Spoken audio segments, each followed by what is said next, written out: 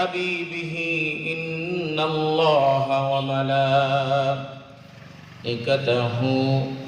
يصلون على النبي يا أيها الذين آمنوا صلوا عليه وسلموا تسليما درود إبراهيم قرني اللهم صل على محمد وعلى آل محمد كما صليت على إبراهيم وعلى آل إبراهيم إنك حميد مجيد اللهم بارك على محمد وعلى آل محمد كما باركت على إبراهيم وعلى آل إبراهيم إنك حميد مجيد যার হৃদয়ে আছে আল্লাহর ভয় জিকির করে বসে নিরালায়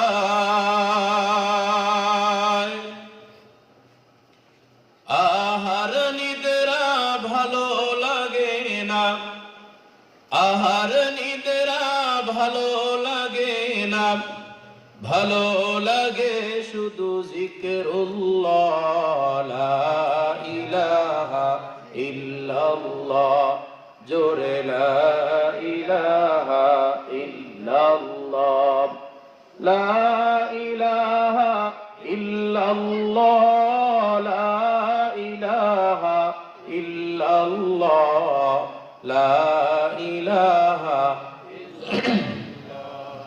লা ইলাহা ইল্লাল্লাহ লা ইলাহা ইল্লাল্লাহ লা ইলাহা ইল্লাল্লাহ লা ইলাহা ইল্লাল্লাহ লা ইলাহা ইল্লাল্লাহ লা ইলাহা ইল্লাল্লাহ লা ইলাহা ইল্লাল্লাহ লা ইলাহা ইল্লাল্লাহ লা ইলাহা ইল্লাল্লাহ লা ইলাহা ইল্লাল্লাহ লা ইলাহা ইল্লাল্লাহ লা ইলাহা ইল্লাল্লাহ লা ইলাহা ইল্লাল্লাহ লা ইলাহা ইল্লাল্লাহ লা ইলাহা ইল্লাল্লাহ লা ইলাহা ইল্লাল্লাহ মুহাম্মাদুর রাসূলুল্লাহ সাল্লাল্লাহু আলাইহি ওয়াসাল্লাম। আলহামদুলিল্লাহ, দক্ষিণ কেবলনগর ফুরকানিয়া জামে মসজিদ এর উদ্যোগে ওয়াজ মাহফিল, প্রধান মেহমান বিশিষ্ট আলেমে দ্বীন, সকলের সুপরিচিত বক্তা জনাব হযরত মাওলানা মুহাম্মদ আল আমিন আজাদ সাহেব ঢাকা, বিশেষ মেহমান জনাব হযরত মাওলানা মুফতি দিলওয়ার হুসাইন আশরাফি এবং বিশেষ মেহমান হযরত মাওলানা মুফতি ওমর ফারুক আশরাফি সাহেব, যারা এখানে মূল্যবান নসিহত পেশ করবেন। আজকের এই জান্নাতের বাগানের মধ্যমণি, জননন্দিত নেতা, সভাপতি জনাব আব্দুল হাকিম মাতবর, বর্তমান চেয়ারম্যান চিকন্দি ইউনিয়ন পরিষদ, উপস্থিত রয়েছেন অত্র মসজিদের সম্মানিত ইমাম মুফতি এমদাদুল ভাই এবং মঞ্চে উপবিষ্ট ওলামায়ে কেরাম, আমার সামনে জ্ঞান পিপাসু আল্লাহ তাআলার জাকিরিন শাকিরিন বান্দাগণ, পর্দার অন্তরালের অপেক্ষমান সম্মানিতা মা ও বোনেরা, মহান রব্বুল আলামিনের দরবারে কালেমাতুশ শুকুর আদায় করছি যে আল্লাহ তাআলা দুনিয়ার সমস্ত কাজ থেকে ফারাক করে বিরত রেখে হাজার হাজার মানুষের মধ্যে অসংখ্য মানুষ এখানে রয়েছে।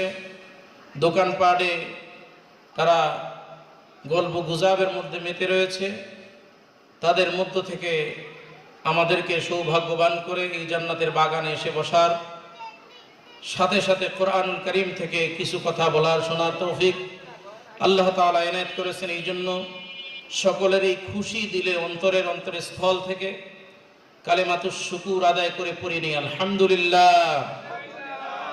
আর একটু জোরে আওয়াজ দিয়ে পড়েন আলহামদুলিল্লাহ। আল্লাহ তাআলার অনেক বড় নিয়ামত যা আপনি আমি এখানে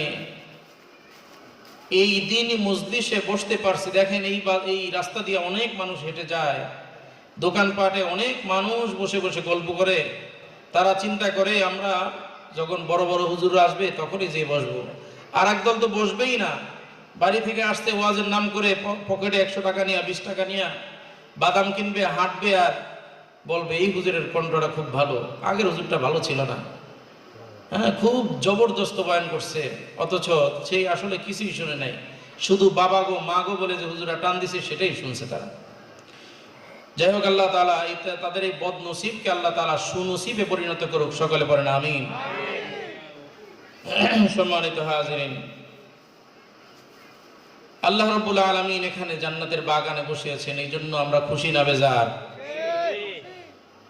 আমরা যে অল্প কয়েকজন মানুষ, এই জন্য কি মন খারাপ হইতেছে? আবার জোরে পড়েন না আলহামদুলিল্লাহ। কারণ জাহান্নামের চাইতে জান্নাতের সংখ্যা কম থাকবে, এটাই স্বাভাবিক। যদিও জান্নাত রব্বুল কারীম 8টা বানিয়েছেন, জাহান্নাম 7টা বানাইছে, ঠিক কিনা ভাই? সুতরাং অল্প সংখ্যক মানুষ দেখলেই ঘাবড়ানোর কোনো সুযোগ নাই। আমাদের ওস্তাদ একটা কথা বলতেন, এই বনেতে বাঘ নাই ভাবিও না মনেতে, বড় বড় বাঘ থাকে ছোট ছোট বনেতে, ঠিক কিনা? মনে হয় অনেক কম সংখ্যক লোক, কিন্তু দিনের খাতিরে আল্লাহ তাআলা যদি কবুল করে এটাই আমাদের নাজাতের জরিয়া হয়ে যাবে। এই জন্য বেশি বেশি শুকরিয়া আদায় রব্বে কারীমের করতে হবে। হযরত মূসা আলাইহিস সালাতু ওয়াস সালাম রব্বে কারীমের সাথে দেখা করতে যাইতেছেন। এক বান্দা রব্বে কারীমের কাছে বলতেছে, মূসা আলাইহিস সালামের কাছে বলতেছে, ও মূসা, তুমি তো রব্বুল আলামিনের সাথে দেখা করতে যাও, তুমি তো কালিমুল্লাহ। মূসা আলাইহিস সালাম কি কালিমুল্লাহ? তিনি কথা বলতেন রব্বে কারীমের সাথে, সরাসরি কথা বলতেন। মূসা আলাইহিস সালাতু ওয়াস সালামের কাছে বলতেছেন, আয় মূসা, তুমি যখন তোমার কথা বলবে তোমার রবের সাথে, আমার জন্য একটু বইলো। আমার এত সম্পদ, এই সম্পদের ব্যস্ততার কারণে আমি রব্বে কারীমের ইবাদত করতে পারি না। কোন কাজ করলে আমার সম্পদ কমে যাবে? কোন কাজ করলে আমার সম্পদ কমে যাবে? আর একটু দূরে যাওয়ার পরে আর এক ব্যক্তি বলতেছে, আয় মূসা, এই দেখো আমার হাত নাই, পা নাই, আমার তো হাতও নাই পাও নাই, একটা গোস্তের টুকরা মাত্র, আমাকে মানুষ দেখতে পারে না। ও মূসা, তুমি একটু বলে দিও আমাকে রব্বে কারীম কেন সৃষ্টি করেছেন? কেন? হয়তো নাকি এমনিতেই সৃষ্টি করছে, না কোনো কারণ আছে? আর একটু দূর যাওয়ার পরে বৃদ্ধ মূসা আলাইহিস সালাতু ওয়াস সালামকে বলতেছেন, ও আল্লাহর নবী পয়গম্বর মূসা, আমার নুন আনতে পান্তা ফুরায়, থাকার জন্য সুন্দর জায়গা নাই, সুন্দর কোন আবাসনের ব্যবস্থা নাই, খানা নাই, কিচ্ছু নাই, আমি খুব অসহায়। ও মূসা, তুমি রব্বে কারীমের কাছে একটু যাইনো, কোন আমল করলে, কোন কাজ করলে রব্বে কারীম আমাকে সচ্ছলতা দান করবেন। মুসা আলাইহিস সালাতু ওয়াস সালাম যখন রব্বে কারিমের কাছ থেকে বিদায় নিয়ে যাইতেছেন, তখন ওই ব্যক্তির সাথে দেখা, যে ব্যক্তি জানতে চেয়েছে তার হালত, যে কোন কাজ করলে সে গরিব হয়ে যাবে, ধনী হওয়ার কারণে ইবাদতে শিরক ঠিকভাবে মন বসাইতে পারে না। মনে আছে তো? আল্লাহ নবী মুসা আলাইহিস সালাতু ওয়াস সালাম বলেন, ও বান্দা, রব্বে কারিম বলেছেন তুমি যদি আল্লাহ তাআলার নাফরমানি করো, না শুকরিয়া করো, শুকরিয়া আদায় ছেড়ে দাও, তাহলে তোমার সম্পদ আল্লাহ রাব্বুল আলামিন কমায় দিবেন। তুমি যদি না শুকরিয়া করো, আল্লাহ তোমাকে অনেক সম্পদ দিয়েছে, তুমি তো বেশি বেশি শুকরিয়া আদায় করো। তুমি যদি না শুকরিয়া করো, তুমি যদি আলহামদুলিল্লাহ ভুলে যাও, আলহামদুলিল্লাহ না বলো, সব ক্ষেত্রে যদি রব্বে কারিমের সন্তুষ্টি আদায় না করো, তোমার সম্পদ এমনি এমনি কমে যাবে। ওই বান্দা চিৎকার দিয়ে বলতেছে, মুসা, যে রব আমাকে এত সুন্দর খানার ব্যবস্থা করতেছেন, যেই রব আমাকে সম্মানের সহিত রেখেছেন, ইজ্জত দিয়ে রেখেছেন, সুস্থতা দান করেছেন, আমি সেই রবের নিয়ামতের শুকরিয়া আদায় না করে থাকতে পারবো না। সুবহানাল্লাহ।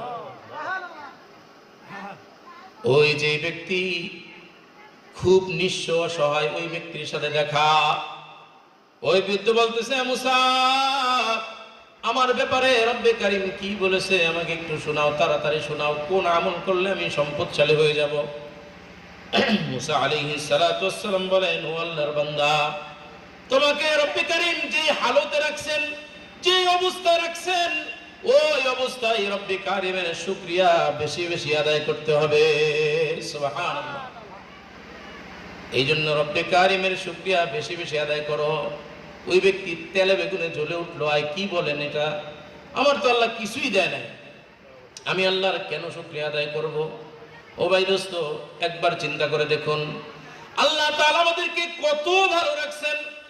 একটু নিচের দিকে তাকায় দেখেন, কত মানুষ হাসপাতালের বেডে শুয়ে আছে, অনেকের হাত নাই, অনেকের পা নাই, কাউকে আবার আল্লাহ তাআলা পাগল বানায় রাখছেন, ঠিক কিনা ভাই? কত মানুষ অনেক সম্পত্তির মালিক, পৈতৃক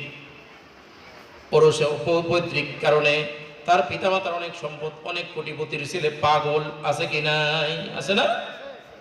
কিন্তু আল্লাহ তাআলা আমাদেরকে সুস্থ রাখছেন। অন্তর দিয়ে একবার বলেন আলহামদুলিল্লাহ। ওই ব্যক্তি যখন বলল আমি কেন শুকরিয়া আদায় করব, তখন আল্লাহ রাব্বুল আলামিন ওই গরিবের, ওই বৃদ্ধর যত যেরকম একটা ছাউনি ছিল, একটা ছাপরা ঘর ছিল, আকাশ থেকে একটা আগুন এসে ওই ছাপরা ঘরও জ্বালায় দিয়ে গেল।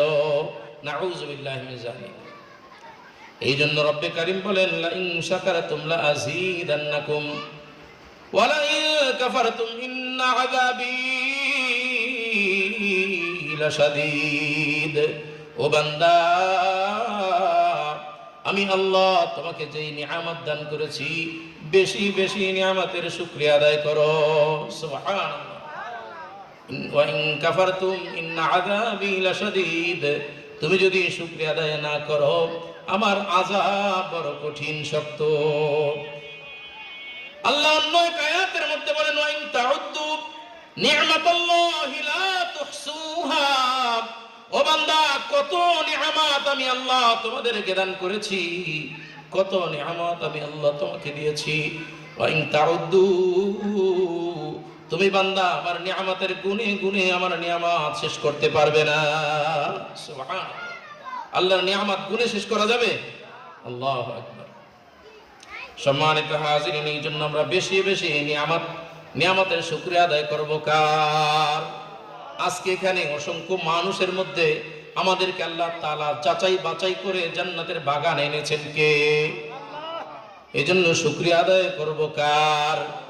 হাদিসের মধ্যে আসছে, রাসূলুল্লাহ সাল্লাল্লাহু আলাইহি ওয়াসাল্লাম বলেন, যেই বান্দাকে আল্লাহ তাআলা নেক আমল করার তৌফিক দিবেন, বুঝতে হবে আল্লাহ তাআলা তাকে ভালোবাসেন। সুবহানাল্লাহ।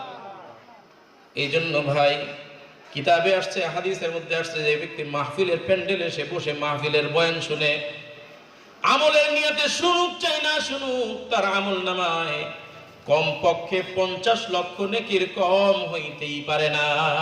সুবহান, কত কত 50 লক্ষ নেকি। আমরা যদি 2 টাকা কোথাও লাভ বেশি হয়, 2 টাকা কোন দোকানে কম রাখে, ওই দোকানে ভিড় লাগায় দেয়, ঠিক কিনা? লাগাই না? 2 টাকার লাভ যেখানে আছে, এক দোকানের চায়ের দাম 5 টাকা, আর এক দোকানের চায়ের দাম 10 টাকা, মানে সমান কিন্তু দামে বেশি। এই কারণে হুমড়ি খেয়ে পড়ি আমরা ওই 5 টাকার চা খাবার জন্য। যেই দোকানে চিনির দাম 35 টাকা, আর এক দোকানে 30 টাকা, ওই 35 টাকার চিনি আমরা কিনি না, 10 কদম 20 কদম হাইটা যায় ওই 5 টাকা কম দিয়ে আমরা চিনি কিনি, ঠিক কিনা? আমরা দুনিয়ার লাভ বুঝি, আখিরাতের লাভ আমাদের বুঝে আসে নাই। বুঝে আসছে? যাদের আখিরাতের লাভ বুঝে আসে তারা তো এরকম খুঁজে খুঁজে মাহফিল গুলোতে এসে এসে আগে আগে বসে যায়, আগে আগে বসে যায় তারা। সম্মানিত হাজিরিন, আমার আজকের আলোচ্য বিষয় তাওবা। আজকের আলোচ্য বিষয় কি?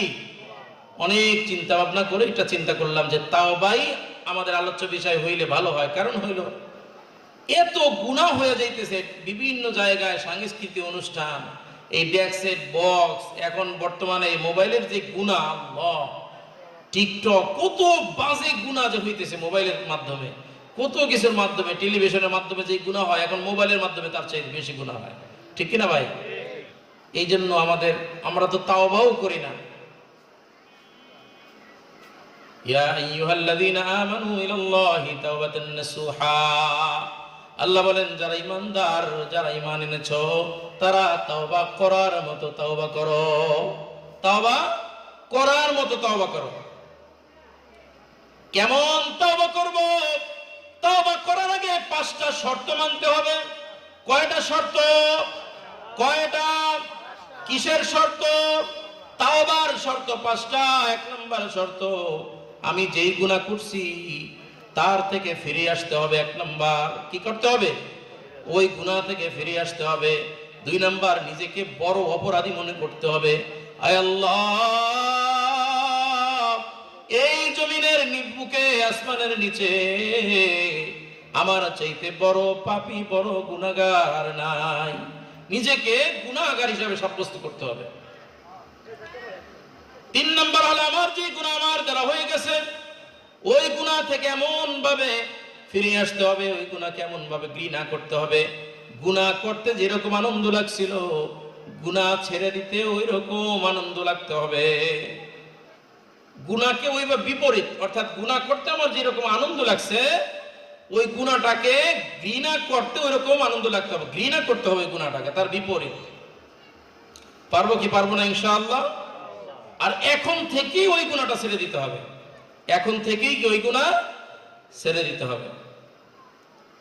আর 5 নাম্বার হলো, ওয়াদা করতে হবে আল্লাহ তাআলার দরবারে, আর রব্বে কারীম, আল্লাহ, যা হয়ে গেছে হয়ে গেছে, আর এই গুনাহ করব না, এই গুনাহ আর কখনোই করব না। আল্লাহ তাআলার কাছে এরকম সারেন্ডার হইতে হবে। পারবো ইনশাআল্লাহ? যদি পারি তাহলে আজকে আপনাদের সাথে আমাদের কিছু কথা আছে। তওবা করতে কোনো ইমামের প্রয়োজন হয় না, তওবা করতে কোনো পীরের দরকার নাই। আল্লাহ তাআলার কাছে সরাসরি আপনি তওবা করেন, সরাসরি। হযরত মূসা আলাইহিস সালাতু ওয়াস সালামের জামানায় অনাবৃষ্টি দেখা দিল, অনাবৃষ্টি, বৃষ্টি হয় না। মূসা আলাইহিস সালাতু ওয়াস সালামের কাছে এসে কিছু লোক বলতেছে, হে আল্লাহর পয়গম্বর মূসা, এখানে তো বৃষ্টি হয় না, আপনি একটু আল্লাহর কাছে দরখাস্ত করেন, আমাদের এখানে যেন বৃষ্টি হয়। মূসা আলাইহিস সালাতু ওয়াস সালাম রব্বে কারীমের কাছে দরখাস্ত করলো, আয় আল্লাহ, অনাবৃষ্টির কারণে এলাকায় তো ফসল হয় না, ফল হয় না। আয় আল্লাহ, আপনি যদি এখানে বৃষ্টি দেন, আপনার গোলামেরা খেয়ে পরে বাঁচতে পারে। অনেক মাখলুক আছে না খাওয়ায়, না খেয়ে মারা যাচ্ছে, পানি পায় না। সুতরাং আপনি একটু বৃষ্টি দেন। আল্লাহর কাছে কাগজে মিনতি করতেছে। আল্লাহ শিখাই দিলেন, আয় মূসা, তুমি একটু ঘোষণা করে দাও, অমুক মাঠে সকলেই যেন সমবেত হয়, সকলে মিলে আমার কাছে কান্নাকাটি করতে হবে, সবাই মিলে আমার কাছে কান্নাকাটি করো।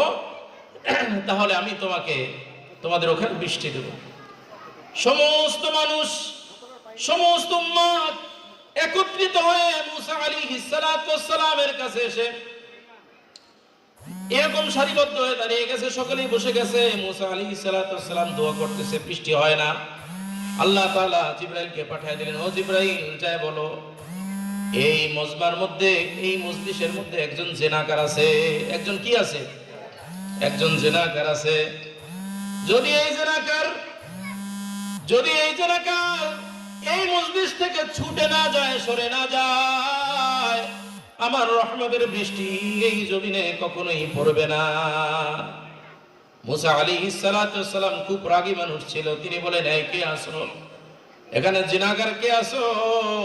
তাড়াতাড়ি ওঠো, তাড়াতাড়ি ওঠো, তোমার কারণে কোনো গুনাহ, কোনো বৃষ্টি এখানে হবে না, তাড়াতাড়ি এখান থেকে সরে যাও। আপনি চিন্তা করেন, হাজার হাজার মানুষ, এর মধ্যে যদি কেউ জিনাকার সাব্যস্ত হয়ে যায়, উঠে যায়, তাহলে তো সবার কাছে সে সাব্যস্ত হয়ে যাবে লোকটা জিনাকার। ইজ্জতের থাকবে কিছু? মুসা আলাইহিস সালাতু ওয়াস সালাম বলতেছে, আমার উম্মতরা এখানে যে জিনাকার আছো, আমি তো রব্বে কারিমের কাছে দরখাস্ত করে তার নামটাও আমি জেনে নেব, তারপরে কান ধইরা এখান থেকে বের করে দিব, তার আগেই তুমি বের হয়ে যাও। ওই বান্দায় তো জানে যে আল্লাহ মুসা আলাইহিস সালাতু ওয়াস সালামকে জানায় দিতে পারেন কি পারেন না, এখানে জিনাকার কে আছে, এখানে গুনাহগার কে আছে। আল্লাহ তাআলা যদি চায় ওই জিনাকারের পরিচয় সব আল্লাহ আমাদের সবার মাঝে দিয়ে দিবেন। ওই লোকটা বুঝে গেছে, আর চোখের পানি ফেলায়ও কাঁদতে পারে না। তাহলেই তো আবার মানুষ বুঝে যাবে লোকটাই মনে হয় গুনাহগার, ঠিক না? সবার সামনে যদি চোখের পানি ফেলায়, হাউমাউ করে কান্দে, তাহলে তো বুঝে যাবে এই লোকটাই নিশ্চয়ই গিলটি, ঠিক না? এই লোকটাই নিশ্চয়ই গুনাহগারী, এই লোকটা নিশ্চয়ই ওই পাপের পাপী। অন্তরের অন্তরস্থল থেকে আল্লাহ তাআলাকে আল্লাহ বলে ডাক দিয়েছেন, আল্লাহ, আমি যে গুনাহগার, আমি যে পাপী, এই পাপের কারণে কোনোদিন আমার খাওয়ান তো তুমি বন্ধ করো নাই, আমার জন্য কখনোই অক্সিজেন বন্ধ করো নাই, আমার কারণে, আমার গুনাহের কারণে আমার সন্তান সন্ততির কাছে কখনো লজ্জা দাও নাই। আয় আল্লাহ, আজকে যদি আমি এখান থেকে উঠে যাই, তাহলে তো মানুষ আমাকে চিনে ফেলবে, লক্ষ লজ্জার ভয় আমি বাড়িতেও যাইতে পারবো না। আমার সন্তানেরা বলবে আমার বাবা জিনাকার, আমার সন্তানেরাও তো মানুষের কাছে হেও হয়ে যাবে, আমার সন্তানেরাও তো আমার কারণে হেও হয়ে যাবে, নিচু হয়ে যাবে, তাদের সম্মানও চলে যাবে। আয় আল্লাহ, তুমি যেহেতু এতদিন আমার এই গুনাহ 40 বছর গোপন রাখছো, আল্লাহ, আজকের দিনে গোপন রেখে আমাকে মাফ করে দাও। আমি তওবা, তোমার কাছে তওবা করলাম। দেখা গেল আকাশের মধ্যে মেঘ শুরু হয়ে গেল। এমন মেঘ, শুধু মেঘ নয়, মুষলধারে বৃষ্টি হয়ে গেল, মুষলধারে বৃষ্টি শুরু হয়ে গেল। কিন্তু একটা কাহিনী আছে, কেউ তো এখান থেকে সরে নাই। কেউ সরছে? মুসা আলাইহিস সালাতু ওয়াস সালামের উম্মত ক্বালু সামি'না ওয়া আসাইনা, তাদের উম্মতরা কিন্তু তেরা চাইতেছিল। বনি ইসরাইল তেরা জাতি না? যারা কিতাবাদি পড়ছেন তারা ভালো জানেন। তারা এসে বলতেছেন, আয় আল্লাহর পয়গম্বর, আপনি কেমন নবী? আপনি তো একটু আগে ঘোষণা করলেন এখান থেকে জিনাকার না উঠলে আল্লাহ তাআলা বৃষ্টি দিবে না, কিন্তু আমরা দেখলাম এখান থেকে কোনো মানুষ চুল পরিমাণও নড়ে নাই, তাহলে এখানে বৃষ্টি কেন হইল? আপনি কেমন নবী? মুসা আলাইহিস সালাতু ওয়াস সালাম আল্লাহ তাআলার দরবারে মোনাজাত দিয়ে বলতেছেন, আয় রব্বে কারীম, আল্লাহ, এ কেমন আপনার কুদরত? আপনি তো ঘোষণা করলেন এখান থেকে জিনাকার না উঠলে আপনি এখান থেকে এখানে বৃষ্টি দিবেন না। আল্লাহ রাব্বুল আলামিন বলেন, ওই মুসা, আমার বান্দা আমার কাছে যেইভাবে ডাক দিয়েছেন, আমার রহমান নাম বলে ডেকেছেন, আমার রহিম নাম বলে ডেকেছেন, আমার কুদরতি নজরে মায়া লেগে গেছে, আমি আল্লাহ তার গুনাহগুলো মাফ করে দিয়েছি। সুবহানাল্লাহ। সম্মানিত হাজিরিন, আদম আলাইহিস সালাতু ওয়াস সালাম আল্লাহ তাআলাকে বলতেছেন, আয় আল্লাহ, আমি একটা আপনার হুকুমকে লঙ্ঘন করার কারণে কত কেঁদেছি, আমাকে কিছু কথা শিখিয়ে দেন, যেই কথার দ্বারা, যেই আমলের দ্বারা আপনার থেকে আমি মাফ পাইতে পারি।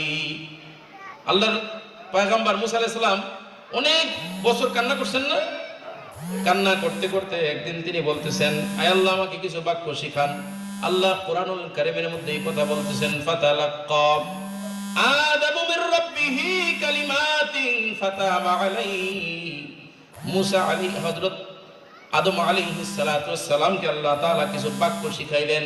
বাক্যটা কি? ক্বালা রব্বানা, সকলে বলেন ক্বালা রব্বানা যালামনা আনফুসানা ওয়া ইল্লাম তাগফির লানা ওয়া তারহামনা লানাকুনান্না মিনাল খাসিরিন। মুসা আলাইহিস সালাতু ওয়াস সালাম দোয়া করলেন, আয় আল্লাহ, রব্বানা যালামনা, আমি জুলুম করেছি, আনফুসানা, নিজের নফসের জুলুম করেছি, নিজের নফসের সাথে জুলুম করেছি, ওয়া ইল্লাম তাগফির লানা, তুমি যদি ক্ষমা না করো, লানাকুনান্না মিনাল খাসিরিন, আমি তো ক্ষতিগ্রস্তদের অন্তর্ভুক্ত হয়ে যাব। সকলে বলেন আমিন। আমরা নামাজের পরে এই দোয়া পড়ি না? বেশি বেশি এই দোয়া পড়বো ইনশাআল্লাহ। বুখারী শরীফের মধ্যে, মুসলিম শরীফের মধ্যে, সিহা সিত্তার প্রায় প্রত্যেকটা হাদিসের কিতাবের মধ্যে আসছে,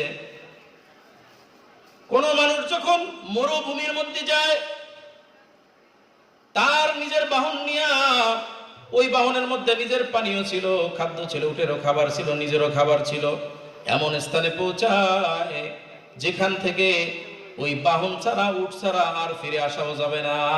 এমন স্থানে গেল যেখানে কোনো মানুষ নাই, উপরে প্রচুর রোদ, রোদের কারণে বালুও গরম। এমন স্থানে গেছে, ক্লান্ত হইয়া তিনি রাতে ঘুমিয়ে বসছেন। সকালবেলা দেখতেছেন যে উটের পিঠে করে সে গেছেন। ভালো করে বুঝবেন ভাই দোস্ত, বুখারীর হাদিস, মুসলিম শরীফের দীর্ঘ হাদিস। ওই মরুভূমির মধ্যে যখন তিনি ঘুমিয়ে গেছেন রাতের বেলা, সকালবেলা যখন সূর্যের আলো চোখে পড়ছে, তার ঘুম ভেঙে গেছে। ঘুম ভেঙে তিনি দেখতেছেন যে তার যে উট ছিল, উট নাই। এখন বলেন তো, কোথাও যাওয়া যাবে না, মৃত্যু ছাড়া দ্বিতীয় আর কোনো রাস্তা নাই। বুঝতে পারছেন কথা? মানে হাইটা যতদূর আসছে ততদূর যাওয়া যাবে না, 3-4 দিনের পথ বা তার চেয়েও বেশি পথ, আর এই মরুভূমির মধ্যে হাঁটাও সম্ভব নয়। এমন এক পরিস্থিতি, বা কয়েক মাসের পথ। আল্লাহর নবী সাল্লাল্লাহু আলাইহি ওয়াসাল্লাম বলেন, বলো তো, যখন ওই মানুষটা নিজেকে নিজের মউত নিশ্চিত জেনে, নিজের মউত নিশ্চিত, আমার মউত ছাড়া আর কোনো পথ নাই, এটা মনে করে মউতের জন্য প্রস্তুতি গ্রহণ করতেছে, আমার মরণ ছাড়া আর কোনো পথ নাই, যখন মানুষটা মউতের জন্য প্রস্তুতি গ্রহণ করতেছে, হঠাৎ দূর থেকে দেখতেছে, ওই যে দেখা যায় যে উট তার ছিল, হারায় গিয়েছিল, ওই উটটা তার কাছে আবার ফিরে আসতেছে। ও আমার সাহাবীরা, বলো ওই বান্দা কেমন খুশি হবে? সাহাবায়ে কেরাম রাদিয়াল্লাহু আনহু বলেন, ইয়া রাসূলুল্লাহ, ইয়া হাবিবাল্লাহ, একটা মানুষের এর চাইতে খুশির, এর চাইতে আনন্দ এই মুহূর্তে আর হইতে পারে না।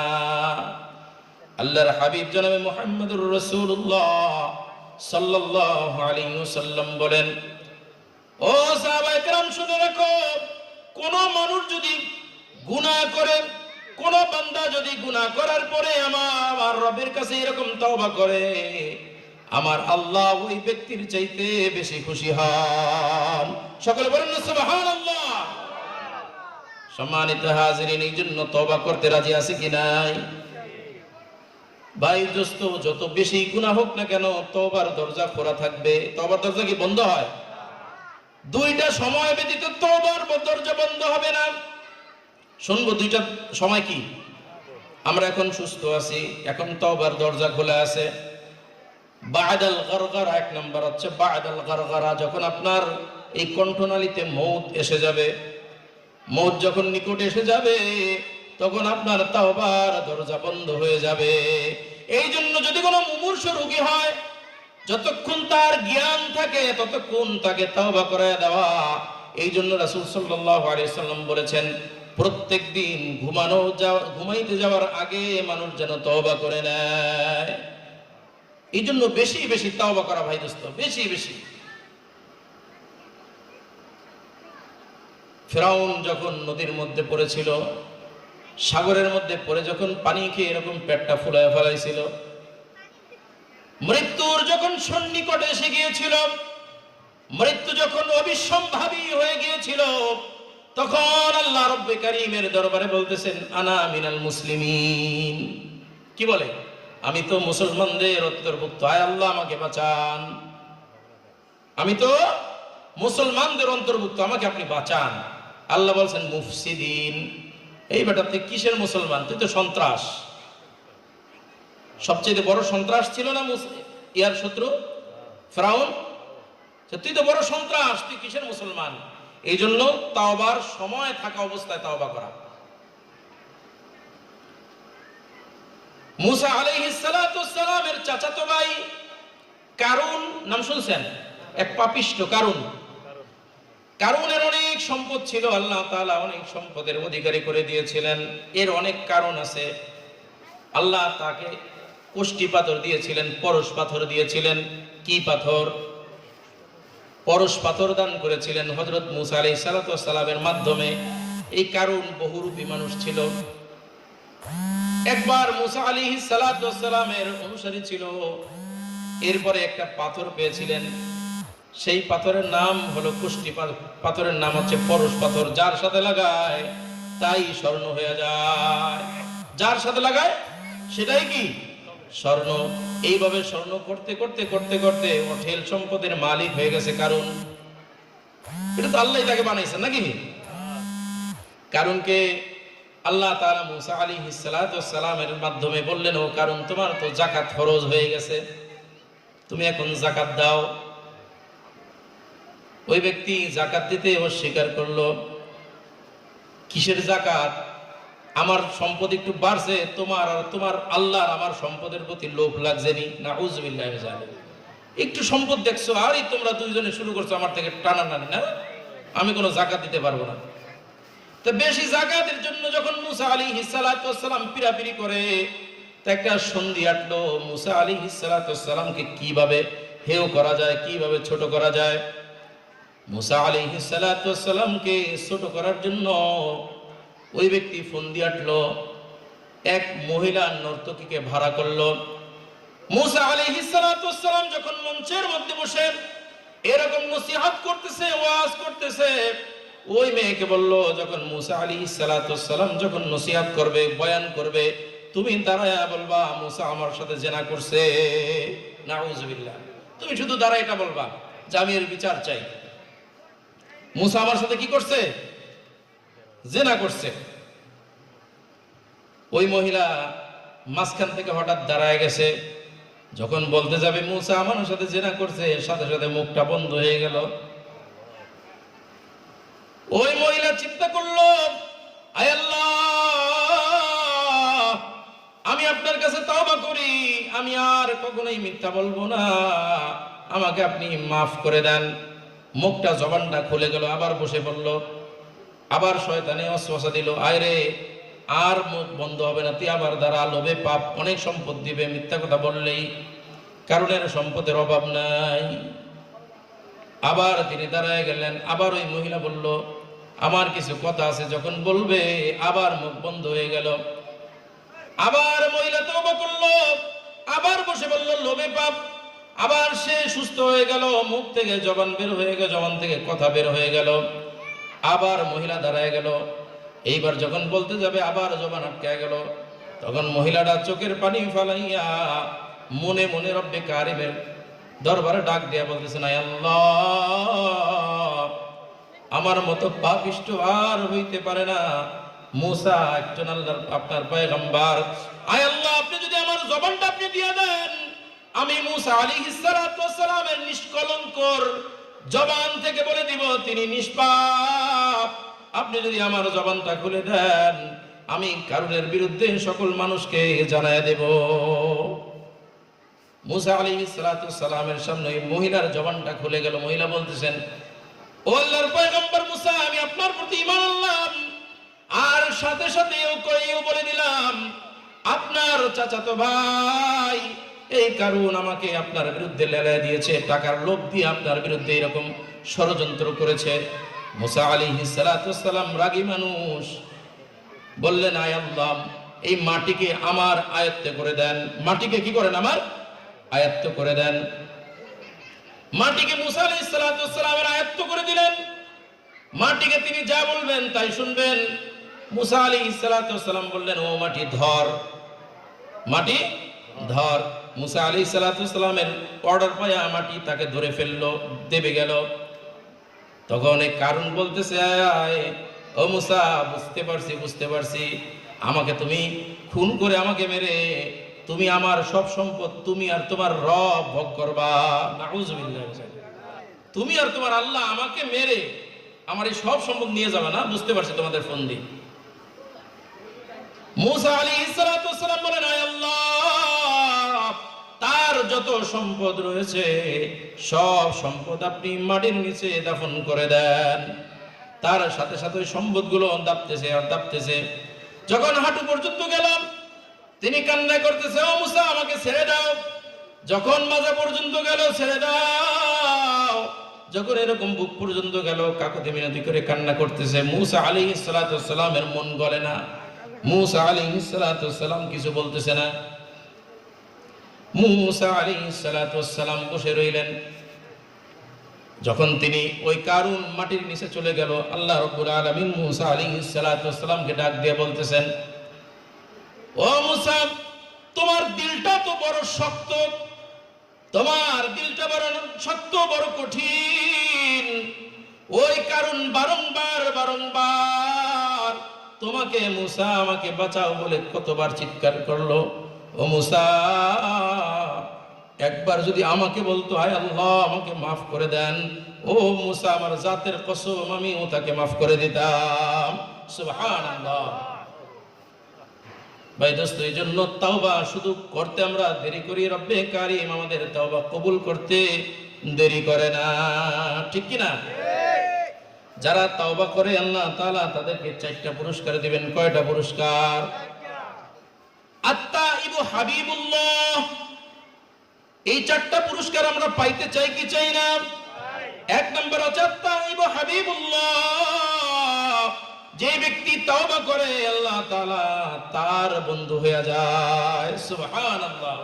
আল্লাহ তাআলা তার বন্ধু হয়ে যায়। হাবিব অর্থ বন্ধু, খলিল অর্থ বন্ধু।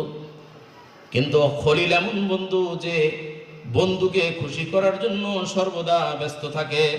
আর হাবিব এমন বন্ধু, যেই বন্ধু ওই বন্ধুকে খুশি করার জন্য ওই হাবিব বেশি বেশি চেষ্টা করতে থাকে। সুবহানাল্লাহ। এই জন্য আমাদের নবীকে বলা হয় হাবিবুল্লাহ। আমাদের নবীজিকে কি বলা হয়? হাবিবুল্লাহ। আমাদের নবীজিকে বলা হয় হাবিবুল্লাহ।